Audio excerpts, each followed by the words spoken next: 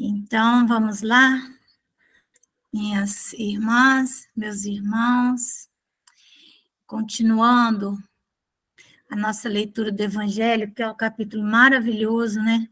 Capítulo 6, o Cristo Consolador, aí o advento do Espírito de verdade. Nós já lemos até o item 6, são textos muito maravilhosos, né? Em que Jesus ele se define, ele diz para quem que ele está falando, não é? Ele deixa bem claro que ele está falando, lá na primeira, no primeiro texto ele fala, venho como outrora, né, aos transviados filhos de Israel, né? Então, quem são os filhos de Israel, né? Depois ele, no item 6, ele diz que vem instruir e consolar os pobres deserdados. Então, ontem nós falamos, por que deserdado? Quem que é deserdado? Qual é o filho que é deserdado? Quando que você deserda um filho, né? É quando um filho comete injúria contra o pai, quando ele comete crime, quando ele é condenado por crime, então ele é deserdado. Então Jesus vem falar para os deserdados da terra. Portanto, ele não vem falar especificamente para as almas simples, né? Para os filhos da terra. E é por isso que ele também deixa bem claro, né, no texto anterior, espíritas, amai-vos. Este é o primeiro ensinamento. Instruí-vos, este é o segundo. Então, ele está falando para os espíritas. E quem são os espíritas? Senão os espíritos exóticos na Terra. Aqueles que vêm, né, de outros, já de outras experiências, não é isso? Experiências dolorosas, e auxiliar o progresso da Terra, né? E continuamos ainda, Jesus ainda continua falando as mesmas coisas, manda o Consolador, né? E o item 7, então, capítulo 6, o item 7. Ele, então, se define aqui, sou o grande médico das almas, e venho trazer-vos o remédio que vos há de curar. Os fracos, os sofredores e os enfermos são os meus filhos prediletos. Venho salvá-los. Vinde, pois, a mim, vós que sofreis, e vós que vos achares oprimidos, e sereis aliviados e consolados. Não busqueis alhures a força e a consolação, pois que o mundo é impotente para dá-las. Deus dirige um supremo apelo aos vossos corações por meio do Espiritismo. Portanto, ele está falando aos espíritos. Escutai-o. Extirpados sejam de vossas almas doloridas a impiedade, a mentira, o erro, a incredulidade. Então, a impiedade, a mentira, o erro e a incredulidade são características específicas de espíritos deserdados, de espíritos que estão em exílio, que estão em cumprimento de pena, porque a impiedade, ímpio, né? Pie significa Deus. Ímpio é sem Deus. E impiedade, porque dade é um sufixo que significa pegar um substantivo abstrato e torná-lo concreto. Então, é aquele que é incapaz de concretizar Deus por onde ele está, né? Então, ele é o ímpio. E aqueles que foram exilados para a terra e que fizeram um combinado aí com Jesus, né? Grande, os que restaram, os que ficaram ainda na terra, necessitados do Consolador, a geração que permaneceu, porque muitos voltaram, exemplos egípcios e outras civilizações que nós ainda vamos descobrir que elas existiram. Já está havendo grandes, vamos dizer assim, indícios disso, né? Mas, então, os egípcios, né? Os hindus, os Vedas. Então, grande parte desses exilados retornaram, tanto que a civilização se perdeu, né? Não houve herdeiros para absorver o conhecimento, certo? Mas ficaram muitos.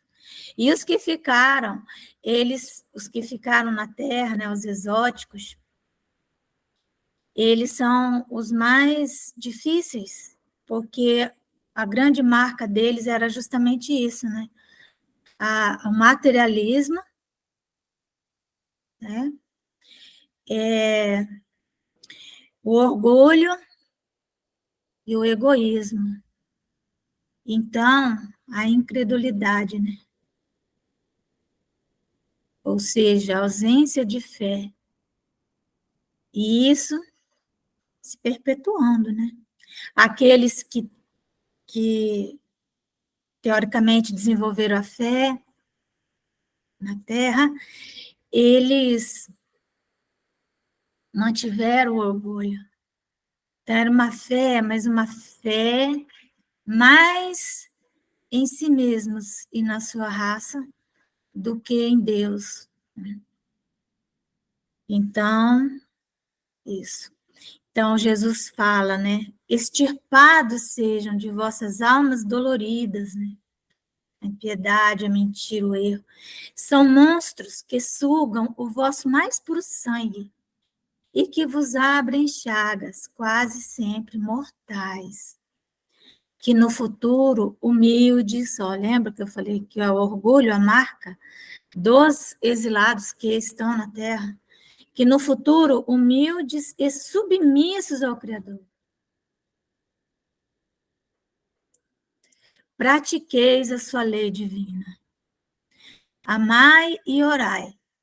Então, a prática da lei é a piedade, porque piedade é Deus no concreto, Deus sendo praticado, né?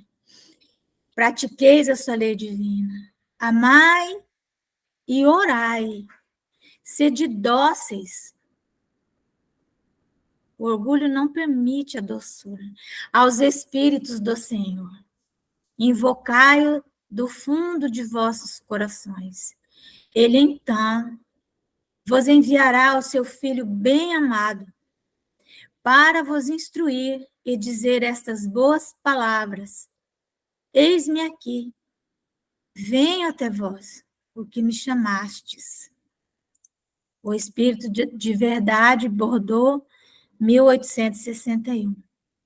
Então, nesse texto também, Jesus fala assim: os fracos, os sofredores e os enfermos são os meus filhos prediletos, venho salvá-los. Então, quando ele fala isso, ele está nos dizendo aqueles que tinham esse combinado com Jesus, de auxiliar o progresso da terra, e o trabalho daqueles que têm uma sensibilidade maior, que já tem uma certa maturidade do senso moral, né? Porque existem os espíritos mais simples, né? Aqueles que têm menor capacidade de compreensão das realidades, têm ainda uma mente infantil, né? Então, quem são eles, né? São aqueles que nós temos que dirigir a nossa atenção. Porém, não só a eles. Então, ele fala assim, ó, os fracos, quem são os fracos? Os fracos são todos aqueles que não conseguem, com o seu próprio esforço, suprir as suas necessidades. Então, são por circunstância, por condição física. Então, o fraco é a criança, né? O adolescente, o idoso, o próprio jovem, né? Hoje, de tal maneira está colocada a sociedade que o jovem se estendeu, né, a adolescência para 29 anos, porque o jovem ele não consegue amadurecer antes, considerando todas as demandas que a sociedade vai exigindo. Hoje, quem tem uma faculdade não tem nada, né? Antigamente, nós tinha segundo grau, nossa, era doutor, né? Agora, você tem que fazer faculdade, tem que fazer pós-graduação, mestrado, doutorado, e ainda assim, né, é complicado. Então, os fracos são esses, né? A mulher grávida, a mulher vítima de violência doméstica, são os frágeis, são os fracos. Os sofredores, quem são os sofredores? Os sofredores são os portadores da loucura, aqueles vítimas das depressões graves, né? Porque a depressão, ela está relacionada com o nosso desalinhamento da nossa tarefa, da nossa missão. Então, vem aquela angústia, aquela... E isso, às vezes nós pensamos, não, mas nessa vida eu mantive um certo alinhamento. Pois é, mas a questão é que você pode já ter desenvolvido uma gênese, uma gênese da depressão. E aí, até que você restabeleça. Então, o sofredor, por quê? Porque a pessoa que sente depressão, ele é uma pessoa que ele sente sempre uma desconexão com a terra, né? Ele se sente fora de contexto, isolado, e também ele sente grande medo, né? É um medo de não sei o quê, é um medo que ele não sabe definir. Aquilo que está no Evangelho, uma vaga tristeza, é uma coisa vaga, que ele não sabe definir onde que está. Então, Jesus, ele diz que vem trazer o remédio, que esses são os filhos prediletos. E os enfermos do corpo daí, né? As pessoas doentes. Então, entre os fracos, nós também vamos encontrar os trabalhadores pobres, as pessoas que trabalham e mesmo trabalhando, elas não conseguem suprir suas necessidades. É uma categoria nova que no século XIX estava começando a aparecer, mas ainda não tinha. Quem trabalhava conseguia se manter, né? Agora não, com a Revolução Industrial, né, as pessoas trabalham, mas não conseguem, então são os fracos. Então, qual é a tarefa, então? A tarefa é com eles.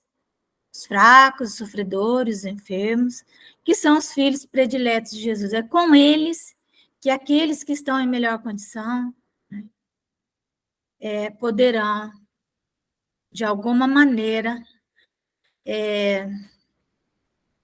extirpar da alma a impiedade, a mentira, o erro, né? E não é fácil, né? Porque o erro, o que é o erro, né? O erro é o próprio pecado, né? O erro, ele é aquela análise que sai torta, né? Ele decorre de nós estarmos olhando para a vida do lado do avesso, do lado da matéria. Então, o religioso em erro, ele transforma a religião deles, querendo ou não, rindo ou chorando, num ambiente onde o dinheiro acaba falando mais alto, né? E nós temos que ter muito cuidado. Nós vemos esforços hercúleos nas religiões, grupos que se unem e que se ajudam para arrecadar dinheiros e fundos, mas que na hora do trabalho, na hora de atender os filhos do Calvário, aí eles não têm energia. Eu fico olhando assim, acho incrível, né? É muito, a gente vê muito isso, né? Toda aquele trabalho envolvendo a busca, né, que não é errado, precisa de dinheiro para se manter, lógico, mas é só, né? Aí você não vê esse empenho das equipes, dos grupos, dos companheiros, para atender os filhos do Calvário. O que é isso? Isso é o erro, né? Isso é olhar para o lado do avesso. Olhar para a igreja como templo de pedra ainda. Então, é isso. Né? É não ter fé, né? A fé é fraca. Então, às vezes, nós vemos instituições que têm grandes fundos, grandes reservas de dinheiro, esperando não sei o quê e não sei qual fome, sabe? E isso no centro espírita também, né? Não é? Em todas as religiões nós vemos isso, sabe? Em que fica lá, então, aquele medo, né? Tem que ter reserva, tem que ter reserva. Mas a fome, ela é agora, ela é hoje, né? Então, é falta de fé, é um incrédulo, ele não acredita que eu, a Dulce, né, a Malvina, nosso pessoal, então, a gente trabalha muito, né, nessa área, e então eu sempre falo, Dulce, é o seguinte, ó, entrou R$ 2, ele tem que ser gasto rápido, né, não pode ficar ali, né, porque alguém está com fome, alguém está precisando, né, e tem que sair logo da nossa mão. E é incrível, né, que nunca falta, às vezes, assim, é difícil terminar o mês, às vezes eu fico assim pensando, né? Como que nós vamos terminar o mês? Onde nós vamos arrumar dinheiro? Aí sempre uma porta abre, né? Então é isso, o cuidado para que não venhamos, né, a, a cair nesses erros milenares e mais do que milenares, considerando que talvez possamos nós ser alguns desses que essa geração que não consegue nem retornar, né? E talvez nem fiquemos na Terra. Então é isso. Pedir para a Ivone fazer a nossa oração, Ivone. Pode ser? Sim. Vamos fechar os nossos olhos para levar o pensamento ao Pai. Agradecer pelo dia de hoje, por esse calor que nos faz refletir o quanto somos cruéis com a natureza e as consequências estão chegando. Senhor, ilumina e abençoe o palestrante dessa noite. Que ele traga a energia, o amor ao próximo, a doutrina e o compromisso. Que ele seja divinamente inspirado, iluminado. Agradecer pela chuva que cai em Rondônia, em Porto Velho, porque a chuva é vida, floresce, fica verde,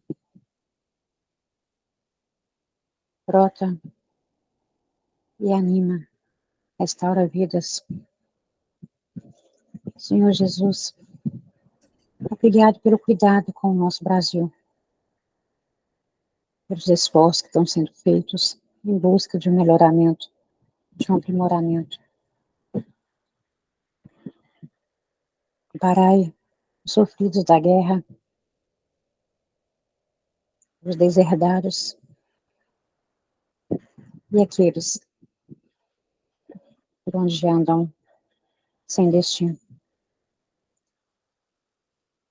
Agradeço, Jesus, pela companhia dos amigos espirituais que movimentam a nossa vida, pelos companheiros de trabalho nesse momento, que vai em cada lar e abençoe os filhos, noras, genros, netos, esposas e maridos.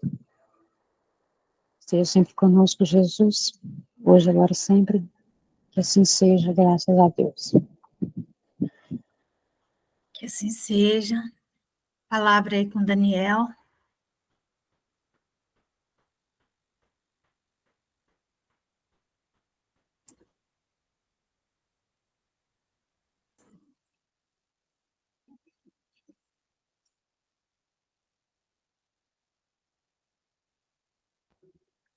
Bom, então eu vou compartilhar aqui o Livro dos Espíritos.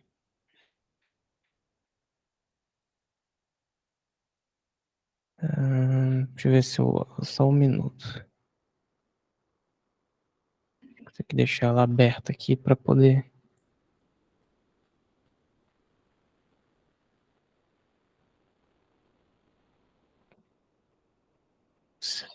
Estão conseguindo ver?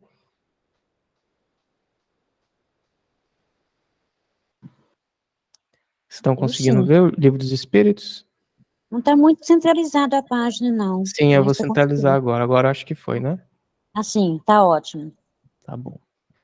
Então tá, vamos dar seguimento então, que é parte segunda do Livro dos Espíritos, capítulo 4,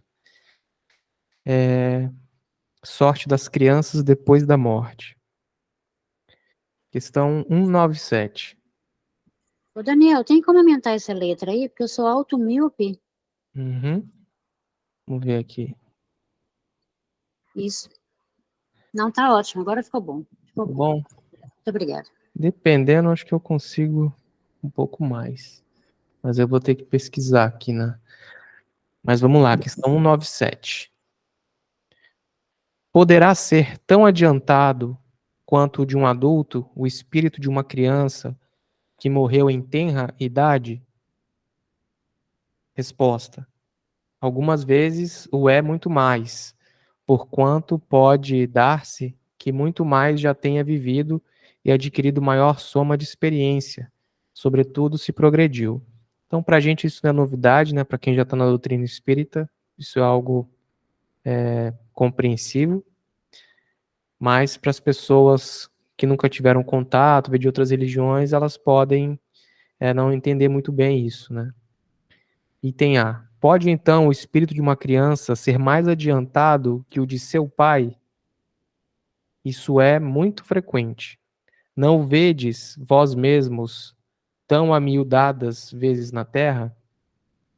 Então, até esses grandes músicos, né, Mozart, Beethoven, grandes artistas, né, certamente eles eram melhores que os pais, pelo menos nesse quesito, né, artístico, profissional.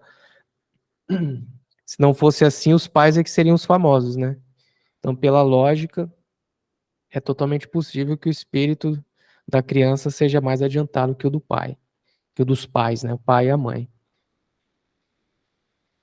Questão 198. Não tendo podido praticar o mal, o espírito de uma criança que morreu em tenra idade pertence a alguma das categorias superiores? Então, aquele indivíduo que morreu antes de poder ter praticado o mal, ele estaria categorizado então como um espírito superior, né? O estado dele depois da morte seria bom, seria ruim? Como é que fica? Resposta: se não fez o mal, igualmente não fez o bem, e Deus não o isenta das provas que tenha de padecer. Se for um espírito puro, não o é pelo fato de ter animado apenas uma criança, mas porque já progredira até a pureza. Caso alguém encontre, veja, né, uma situação em que uma criança que desencarnou e depois ela é identificada no mundo espiritual como espírito puro, certamente não foi por conta dessa desencarnação precoce aí, né? É porque esse espírito já é um espírito maduro, antigo, já viveu muito, já passou por todas as etapas e é por isso que ele está em estado de pureza.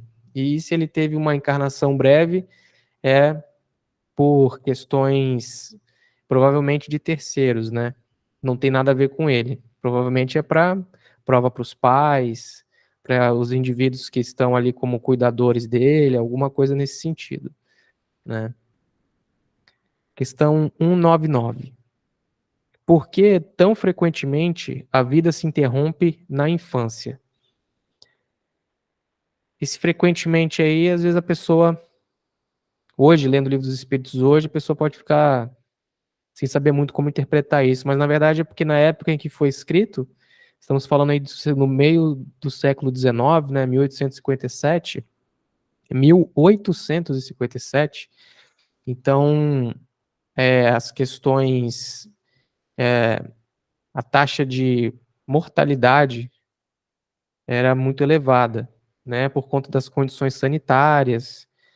Não é nem questão higiênica, que às vezes as pessoas confundem e falam, porque na época não tinha higiene. Não, não é bem assim.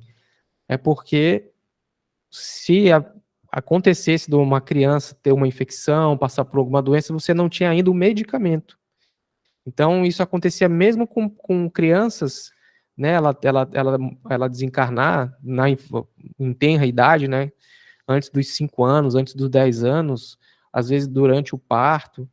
Isso acontece porque às vezes você não tem o medicamento ainda, ele não existia, né? A penicilina, que se eu não me engano é um antibiótico, acho que foi o primeiro, isso aí eu acho que veio depois ainda desse período, né? Então, não é uma questão só de higiene, é uma questão de não ter ainda o medicamento na época, você ainda não se tinha noção de como tratar determinadas doenças, como elas aconteciam e tal. Os métodos de diagnosticar as doenças, os problemas, era muito lento ainda. Então, até a hora que era diagnosticado, às vezes o paciente já tinha morrido. Então, imagina uma criança que tem um sistema imunológico muito mais frágil. A própria fisiologia da criança é muito mais frágil, né? Então, é muito comum crianças desencarnarem em tenra idade, né? Então, de novo, 199. Por que tão frequentemente a vida se interrompe na infância? A curta duração da vida da criança pode representar, para o espírito que a animava, o complemento de existência precedente, interrompida antes do momento em que devera terminar. E sua morte, também não raro, constitui provação ou expiação para os pais. Né? Então, frequentemente casos de suicidas, né, interrompem a vida antes do tempo. Então, o espírito ainda tem uma quantidade de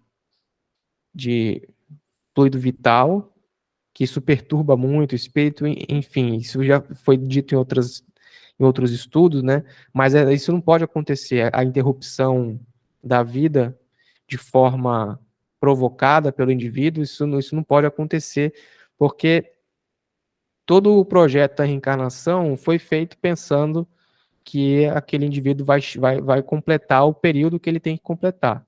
Então, quando isso ocorre, dele interromper, praticando suicídio ou algo assim, consciente ou inconsciente, isso gera repercussões, né, de longo prazo e que só se resolve a longo prazo. E é muito comum que na encarnação seguinte o espírito possa vir com várias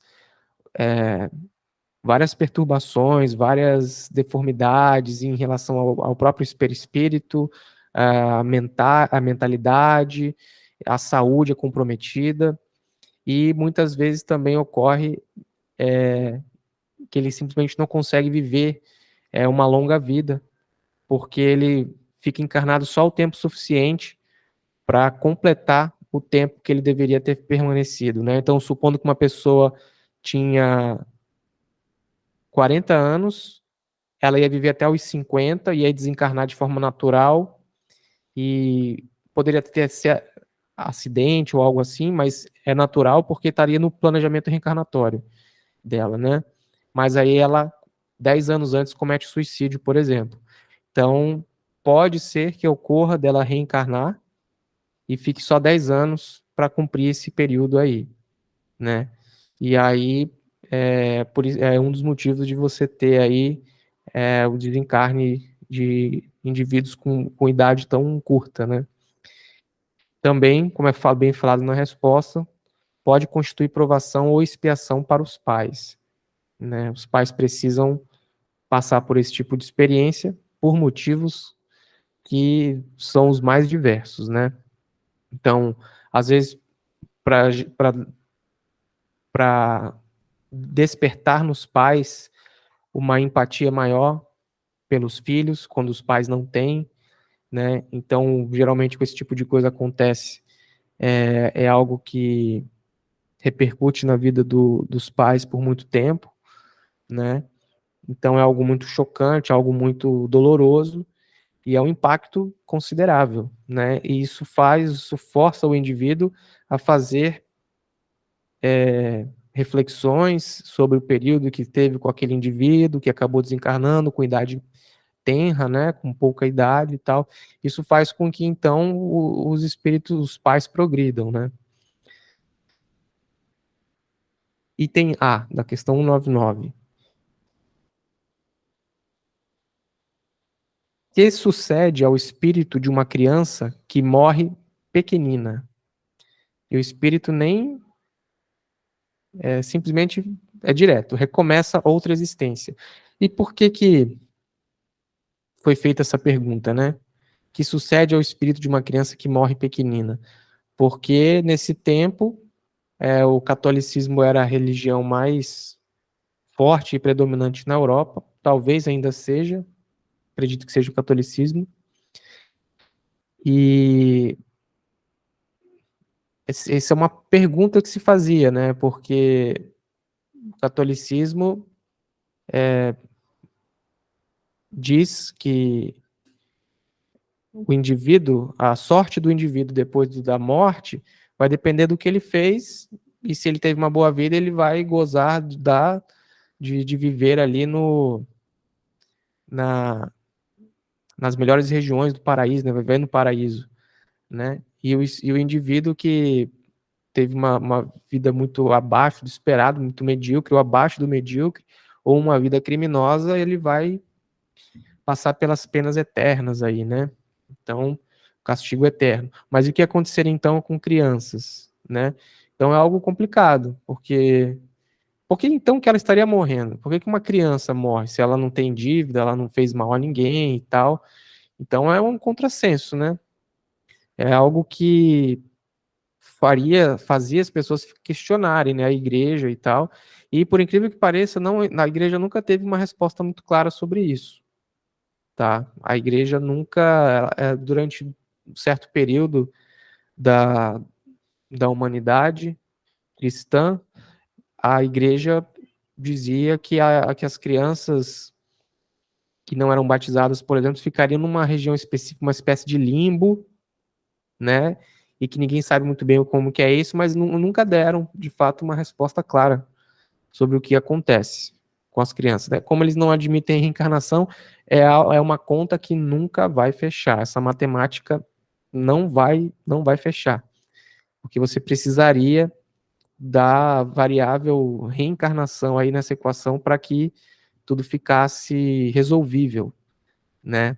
Porque quando você tira a reencarnação da jogada, da equação, digamos assim, não há outra alternativa a não ser dizer que pode existir injustiça, que Deus poderia cometer injustiças, né? A gente viu recentemente aí agora o ataque terrorista aí, que muitas foram crianças, muitas e muitas. Acho que 40% foram crianças ali, né, as vítimas, né? Então, que crime que elas cometeram? Nem vou dizer que pode ter cometido em outra vida, não, a gente não sabe, prefiro não supor nada, mas a gente sabe que essas coisas se resolvem com as encarnações, né? Então, comentário de Kardec. Se uma única existência tivesse o homem, e se, extinguindo-se-lhe ela, sua sorte ficasse decidida para a eternidade, qual seria o mérito de metade do gênero humano da que morre na infância para gozar, sem esforços, da felicidade eterna, e com que direito se acharia isenta das condições, às vezes tão duras, a que se vê submetida a outra metade, né? Então, existem crianças, mesmo o grupo das crianças que morreram em tenra idade, dos indivíduos que morreram enquanto crianças, vão existir os ricos, os classe média e os pobres. Já aí já teria uma grande de uma injustiça, né? A própria condição da morte de cada uma delas já seria, você já vê que não é muito democrático aí, né? Semelhante ordem das coisas não corresponderia à justiça de Deus. Com a reencarnação, a igualdade é real para todos. O futuro a todos toca, sem exceção e sem favor para quem quer que seja. Então, isso é perfeito, né? Isso garante que, olha, você fique tranquilo, se você está passando por problemas hoje, não se preocupe, porque no futuro, e mesmo que seja em outra encarnação, isso pode com certeza estar melhor, né? Então, não se preocupe com injustiças, né? Os retardatários só de si mesmos se podem queixar. Forçoso é que o homem tenha o merecimento de seus atos, como tem deles a responsabilidade.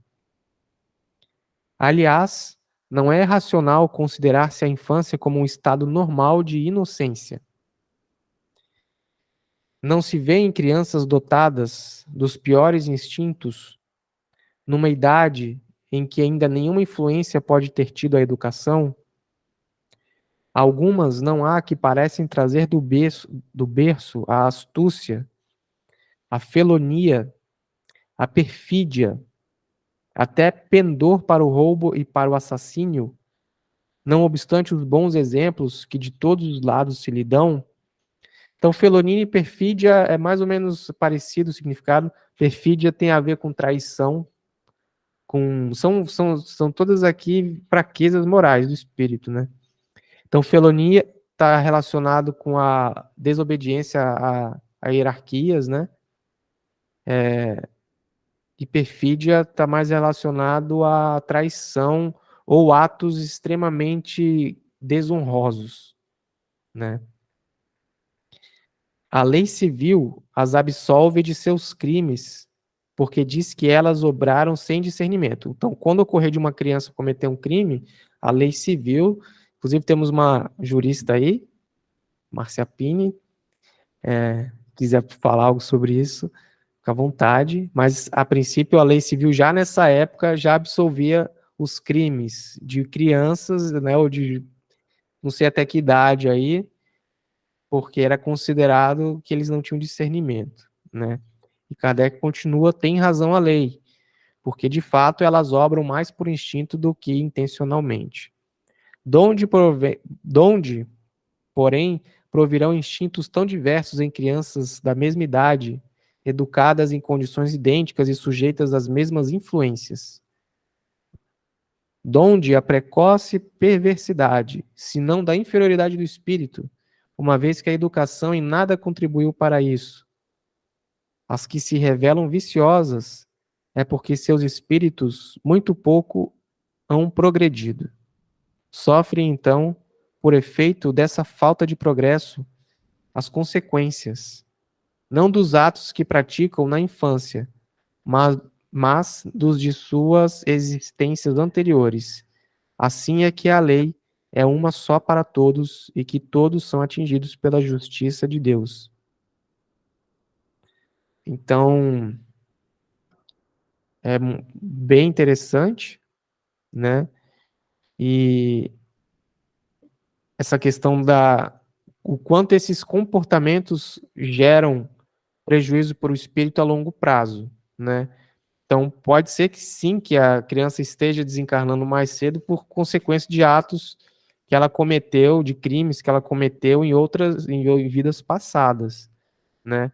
Então, por isso, o bom proceder, né? A melhor forma de você garantir um bom futuro é fazer um bom presente, né? Viver o momento atual da melhor forma possível, seguindo as leis de Deus, seguindo os bons procederes espíritas, cristãos, porque isso sim garante que você tenha um futuro tranquilo, pacífico. E mesmo que você tenha problemas no futuro, você sabe lidar muito melhor com eles, né? Porque você não tem consciência de culpa, você não tem uma série de prejuízos emocionais que as pessoas devedoras têm, pessoas que têm débitos a pagar, né? Então, a forma de experienciar a dor, o erro é muito diferente nos dois casos, né? E esse termo perfídia, dou até um exemplo, é um termo bem... eu acho até uma palavra feia, perfídia, ela claramente é algo ruim, né? Então, eu já tinha ouvido essa palavra antes, em outro contexto, que é o qual eu vou falar agora, mas caso eu não tivesse ouvido, alguém falasse perfídia, eu nunca ouvi, mas eu sei que é ruim. Então, por exemplo, tá tendo esse conflito de Israel contra os países árabes ali, os países muçulmanos, né, como o Irã, o Líbano, a Síria, né, todos eles estão em uma guerra velada, né, não estão atacando diretamente, mas atacam com com essas facções aí terroristas, né? Mas também está tendo outro conflito de grande proporção na Europa, que é a guerra da Ucrânia com a Rússia. E durante esse conflito é comum que alguns combatentes eles se rendam quando eles se encontram em uma situação que ele percebe que não tem mais, não faz sentido, ou às vezes ele mesmo percebe que está errada a guerra, o cara pode se render. Ou quando ele é cercado, ele pode levantar ali uma bandeira branca, né, que é um sinal internacional aí de rendição, né? E mesmo na guerra, existem condutas que devem ser levadas a sério, né? Então, ocorreu um caso recente, aliás, foi ano passado isso, que de perfídia na guerra. E eu, inclusive, achava que perfídia era um termo que se relacionava pura e simplesmente a esse ato na guerra, mas não, aqui no Livro dos Espíritos fala, por exemplo, de uma criança, né, cometendo perfídia como sendo algo desonroso. Então, um grupo de soldados, um batalhão russo, foi cercado por ucranianos, e aí eles levantaram a bandeira branca. E eles indicaram que iam se render. E aí vários deles se botaram as mãos para cima e se jogaram no chão. E os soldados ucranianos então entenderam e avançaram para fazer prisão. Só que nisso tinha 2 soldados russos dentro do recinto que estava cercado. E isso era um golpe, não era uma rendição. Eles fingiram que estavam se rendendo. Quando os ucranianos chegaram, mais ou menos com a guarda baixa, os outros 2 que estavam dentro do recinto saíram e disparando, né? E mataram vários soldados ucranianos, mas os outros soldados ucranianos perceberam e revidaram, e acabou que eliminou todo aquele batalhão russo, todos morreram. E isso e aí você pensa, beleza, enfim, é horrível, mas acabou ali, mas não é. Porque agora os ucranianos não aceitam mais rendição. É muito difícil agora os indivíduos que... É muito complicado eles agora aceitarem quando um batalhão russo está dizendo que está se rendendo, porque eles não têm mais a confiança, né? Então é algo que uma vez que é feito, vai repercutir por um longo período, e isso gera um prejuízo absurdo, não só para as pessoas que cometeram o erro, mas para todos que estão envolvidos no conflito agora, né? Então, deixa A eu olhar. perfídia é traição, né? Traição. Desonestidade, Uhum. é isso. A sua câmera está fechada, não sei se você está sabendo. Não. Não estava Pelo sendo. menos para mim ela tá, não sei se para os outros. Uma Para olhadinha. mim também. É, Para mim, agora Voltou abriu. agora, né? Isso. Então tá. Mas o importante era o conteúdo, não o rostinho. Mas vou Não, mas continuar. esse rostinho bonito aí tem que aparecer. Se apagar de novo, aí você fala. Viu? Eu vou olhar a hora aqui. Então, vou continuar aqui, né? Sexo nos espíritos. Sexos nos espíritos. Questão 200. Tem sexos os espíritos? Não como o entendeis, pois que os sexos dependem da organização. Há entre eles amor e simpatia, mas baseados na concordância dos sentimentos. Então, claramente tem, mas é algo diferente, né? Então a gente não consegue entender ainda, né? Questão 201. Em nova existência, pode o espírito que animou o corpo de um homem animar o de uma mulher e vice-versa? De certo, são os mesmos os espíritos que animam os homens e as mulheres, né? Então isso vai depender mais do tipo de prova que o indivíduo, de prova não, de experiência que o indivíduo precisa passar, né?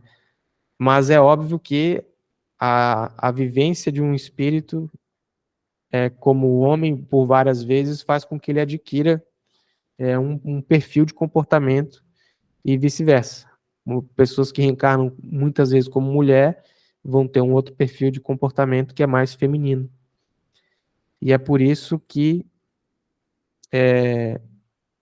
quando acontece de um espírito viril ter que reencarnar num corpo feminino, ele vai ter, ele vai provavelmente ter, como é que chama o termo médico para isso? Enfim, ele pode ter aí comportamentos inversos, né? Pode apresentar uma homossexualidade ou outras questões. Não necessariamente, né? Estou dizendo que é uma das formas, uma das formas disso acontecer através disso, né? O que pode acontecer, né, quando não existe problemas, dívida, você de novo não está aparecendo para nós. Uhum. Quando não há dívidas, né, nessa área, e a pessoa passou. Porque normalmente você fica numa polaridade por um período muito grande, né? E o Emmanuel tem até uma teoria aí de alma gêmea, de coisas assim. Mas, enfim, quando você inverte a polaridade, né? Sem que isso seja uma prova, né? Só inverter o mesmo para ter experiências. Por várias razões você pode inverter, né? Existem várias razões. Mas quando ela não decorre vamos dizer assim, de você ter prostituído as suas forças sexuais, né? Vamos dizer assim. Então, você inverte, você vai ter um comportamento. Por exemplo, se era uma mulher e ela vem num corpo masculino, ela vai ser aqueles homens que têm um comportamento feminil, o gesto, o jeito, mas eles são perfeitamente masculinos, têm filhos, sem problema nenhum. E mulheres que têm uma aparência viril, né? Eu conheço vários casais que nitidamente eles estão invertidos, eles mesmos falam, né? Que estão. É interessante, né? Tem o caso daquele. Não é o Mozart, aquele outro, Chopin, acho que é Chopin, acho que é ele. Ele era casado com uma mulher viril, sabe? Acho que foi Chopin, não tenho certeza. Muito viril, e ele muito feminil. E então, eu acho que a história é essa. E aí deu uma chuva, né? Eles estavam numa casa, e aí estelhou lá, e começou a pingar, goteirar dentro de casa. Na primeira oportunidade, a mulher subiu no telhado e foi arrumar a telha. E ele fez uma sinfonia com as gotinhas da chuva. Mas ele, homem, ela, mulher, né? Mas só o comportamento.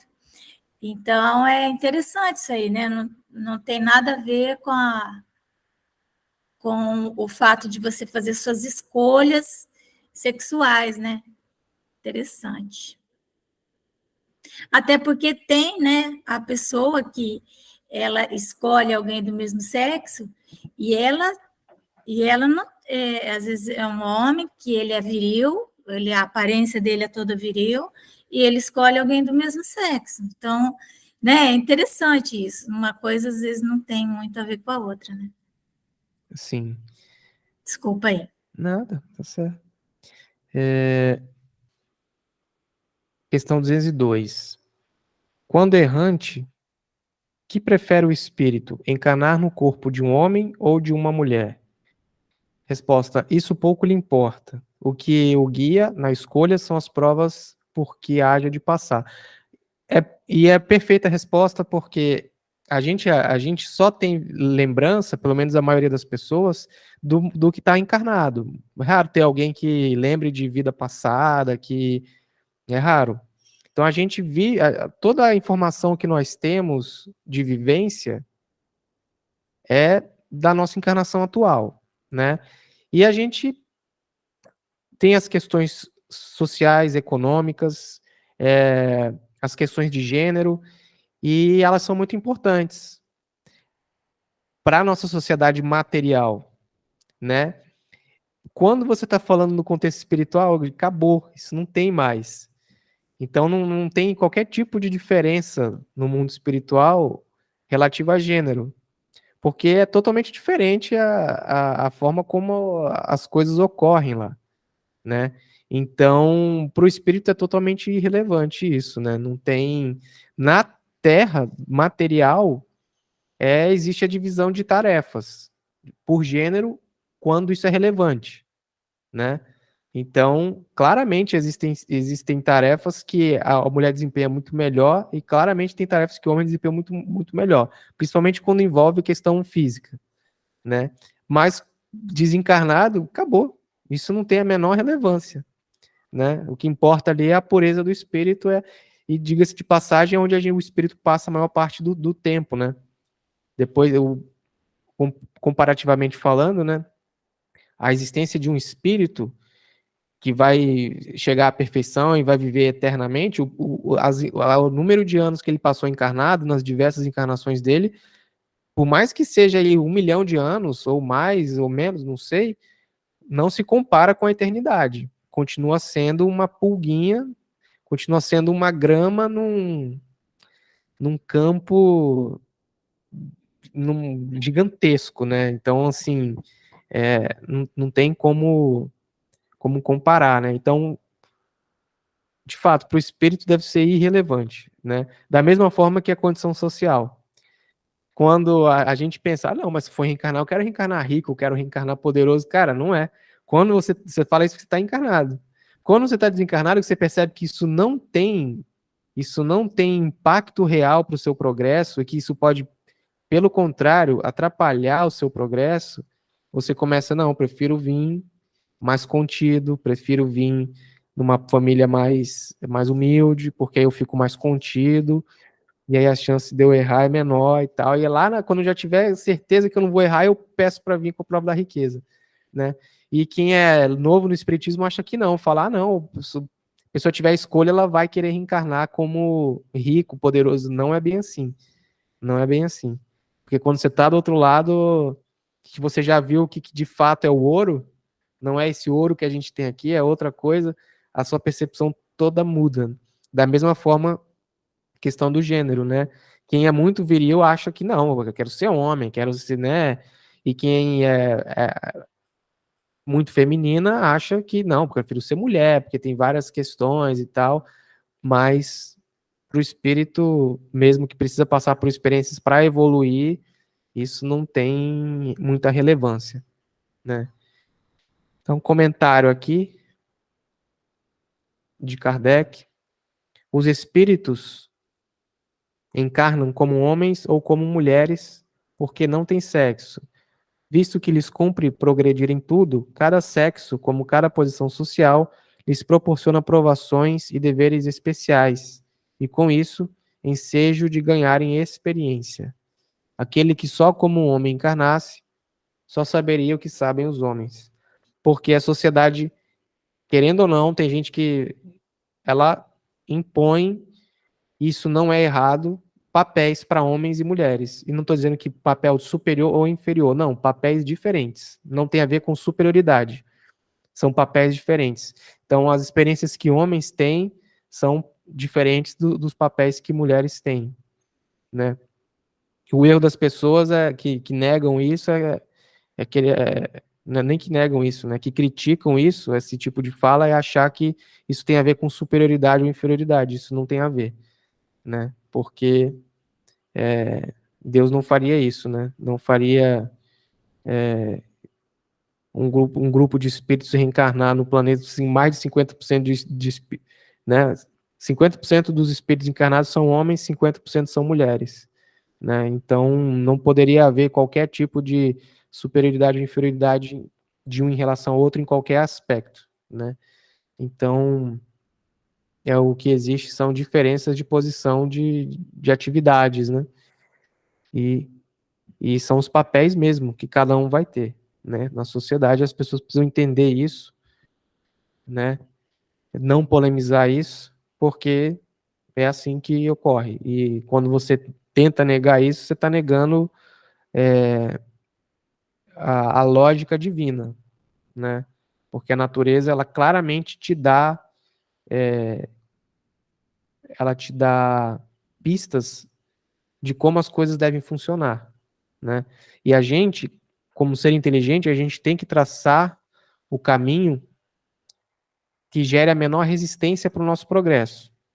Então, supondo um indivíduo que nasceu com asas, ele pode voar, nenhum outro pode voar, mas ele fala, não, eu vou esconder, vou cortar minhas asas, porque não é justo eu aparecer voando enquanto os outros não voam. Tá errado esse raciocínio. Ele tem que utilizar as asas da melhor forma possível, ajudar o próximo com ela, né? O que ele puder fazer de bom, que gere progresso para ele, nunca usar isso para subjugar ou humilhar o outro, né? Mas se ele tem algo que gere benefício ou vantagem para ele, ele tem que usar a favor dele, a favor do progresso dele, né? Então, e nunca querer se auto-boicotar, né? Então, basicamente é isso, né? Eu não vou olhar aqui a hora.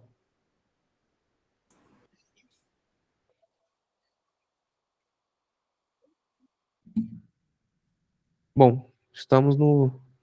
Aham, Acho que... perfeito. Será que a Juliane poderia fazer oração para nós? Eu vou fechar a câmera aqui para ela entrar aqui. E aí ela faz. Tá. Obrigada, viu, Daniel? Maravilhoso. Estou sempre Obrigada, à Daniel. disposição.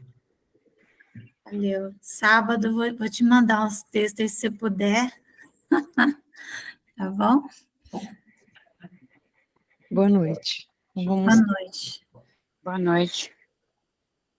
Então, vamos agradecer mais este momento, que aqui estamos, em nome de Deus, em nome de Jesus, nosso governador e guia da humanidade. Agradecemos, Pai, por este momento de aprendizado, que são informações que vão impregnando em nosso espírito.